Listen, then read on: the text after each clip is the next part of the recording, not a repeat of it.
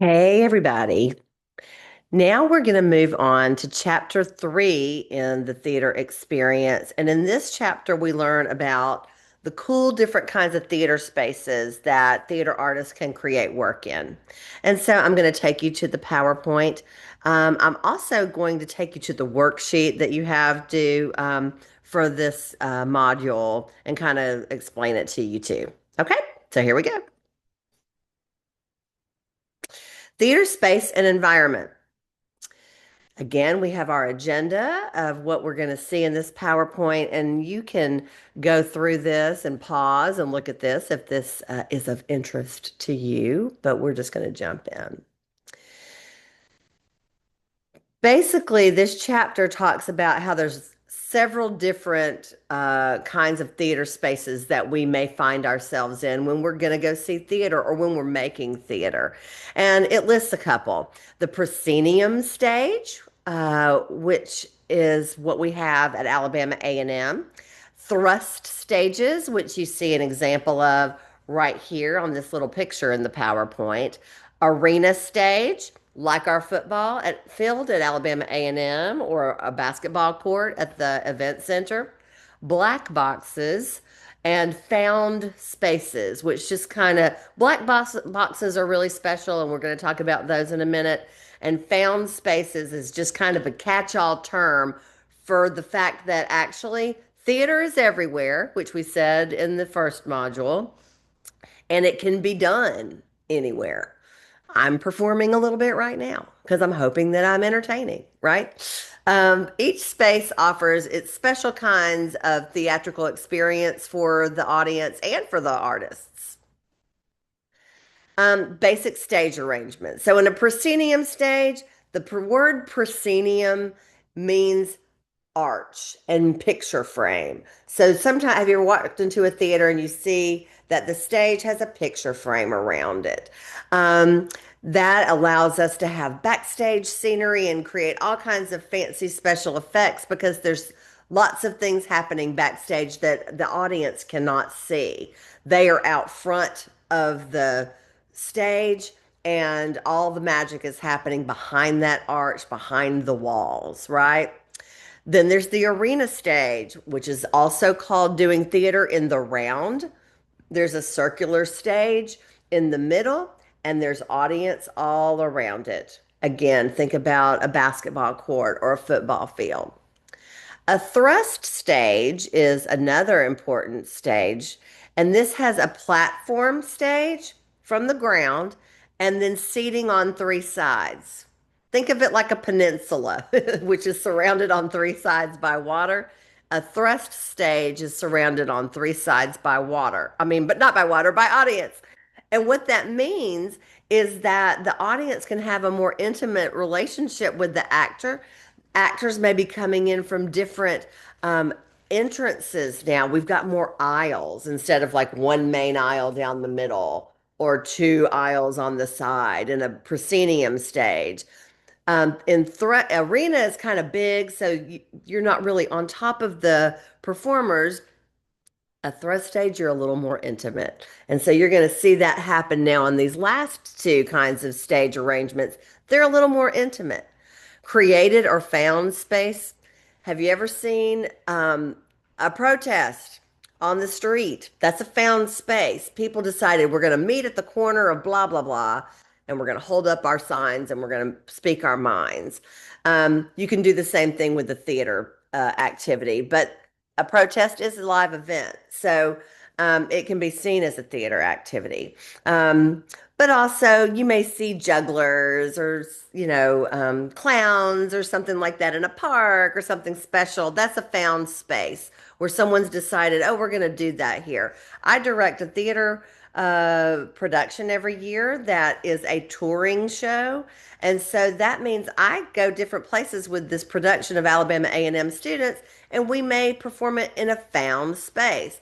We might get surprised where we're going to be when we get there.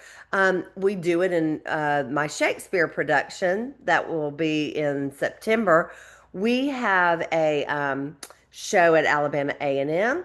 Then we go to the Fantasy Playhouse and we go to the Orion Amphitheater.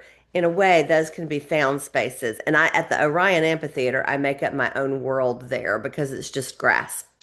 A black box theater is a black room with movable seating and a movable stage if it has a stage.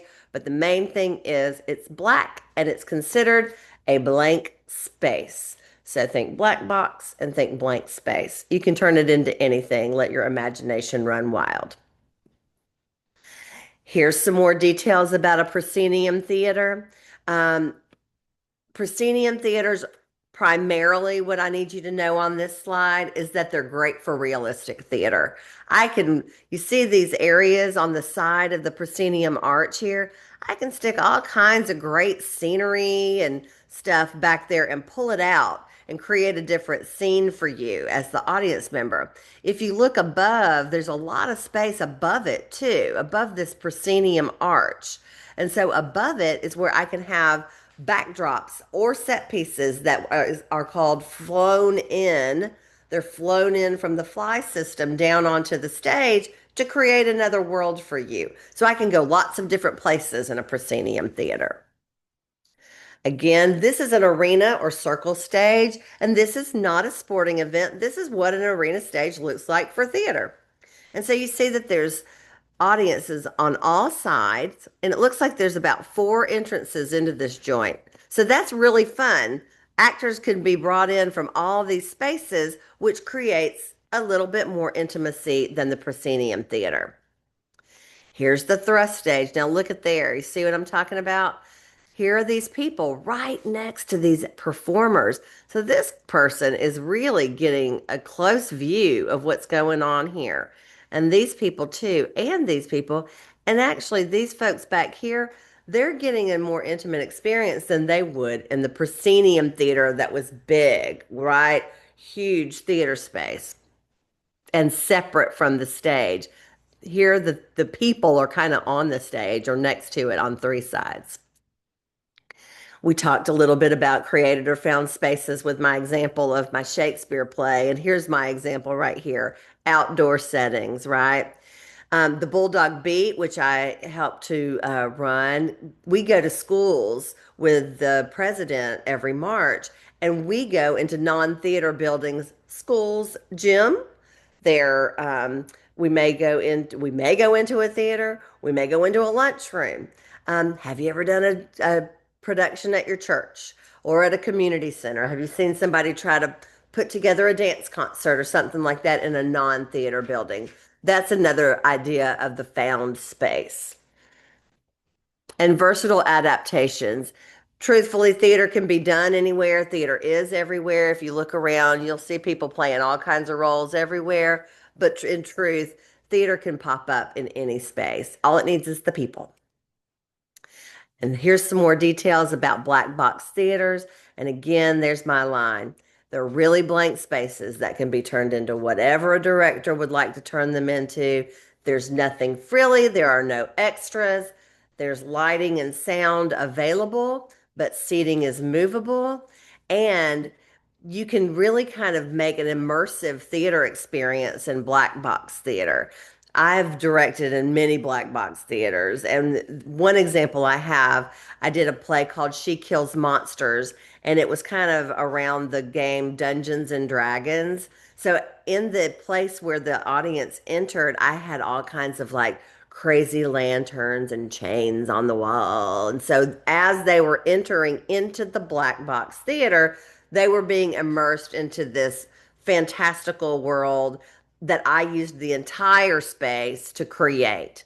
I've also not done that. So it was special for that show because it was about imagination. Again, here's our theater vocabulary for this chapter. The thrust stage, the proscenium stage, arena, black box, and found stage. I hope you have enjoyed learning about different theater spaces. It's really fun to know that when you go in as an audience member and see, oh, I'm in that's a proscenium, that's a picture frame. I'm going to be a little more distant. Or, oh, wow, I'm in a black box. This is going to be a little bit different, right?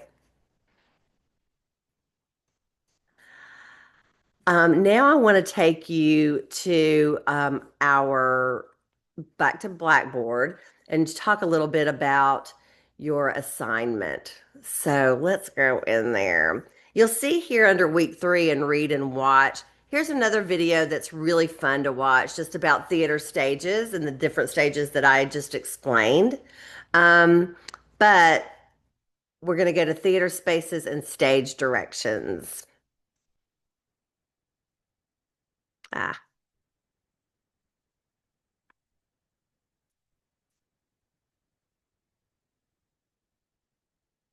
sorry, hold on just a second. So here we go. Um, Again, this PowerPoint has examples of the different stages and some great pictures of them. Um, and I want to talk a little bit about the proscenium theater. Proscenium theaters, as you see here, the audience, the back seats over here are higher than the seats in the front. And that's because the seating is raked or at an angle. In a long time ago, in the early years of theater, the stage was also raked. So the back of the theater, the back of the stage was higher than the front. That was to help with sight lines. So the person in the back could see the person in the back of the stage. That is how we get our stage directions. So I'm going to take you down here and we're going to look a little bit more down about stage directions. And these are all just the different parts of the theater. They are for you to look through and enjoy. Stage directions, okay? So, an instruction in the text of a play, especially one indicating the movement, position, or tone of an actor or the sound effects or lighting. That is definitely one stage directions. That's for playwriting. Stage directions for directing and actors are about where on the stage a person is. So, upstage is the area of the stage that's the furthest away from the audience. Downstage is the area of the stage closest to the audience. Stage left is the actor or performer's left. Stage right is the performer's right. Center stage is the center of the stage.